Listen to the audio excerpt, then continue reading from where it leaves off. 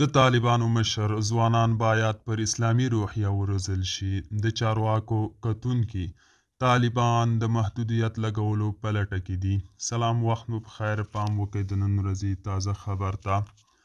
د طالبانو لوی مشر ملا هیبت الله اخندزاده د ټولو ولایتونو والیانو ته سپارښتنه کړې چې په اسلامي روحیه سمبال ځوانان نسل وروزي.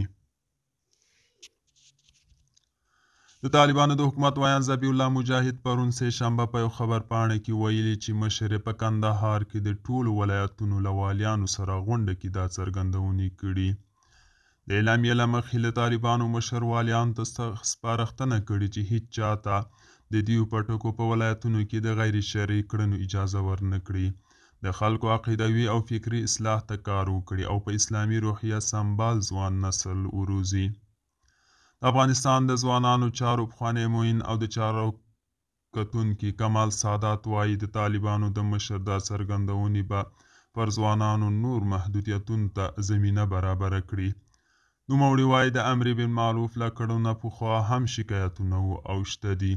دوی عامو خلکو ته په عام محضر کې داسې سزاګانې ورکوي چې هغه د افغانستان د خلکو له کلتور او رواج سره سمې نه وي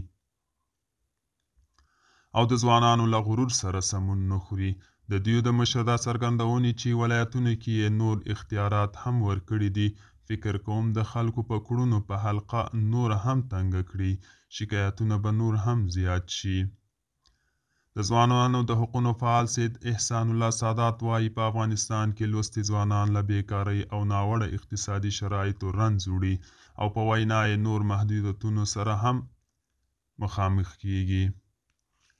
هغه وایي په افغانستان کې کافر، یهود، مشرک او نصارا نشته. دغه ځوانان چې تاسې ګورئ ټول مسلمانان ځوانان دي. الله تعالی فرمایي چې دین کې سختی نشته او بده مرغه چې د امارت دا پالیسي غلطه ده چې په ګیره باندې ځوانان ټکول کیږي، د جامو د اغوستلو په څرنګوالي وهل کیږي.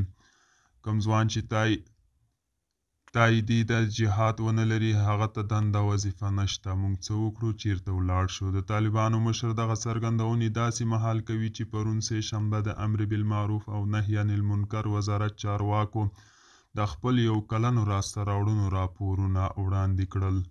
د امر بالمعروف د پلان او قوانینو مشر محب الله مخلص ویل چې تیر یو کال کې یې 13,000 کسان د دیو په ټکو د بد اخلاقۍ په تور نیولي چې له 40 ساعتونو کمه موده کې بیرته خوشي شوي دي.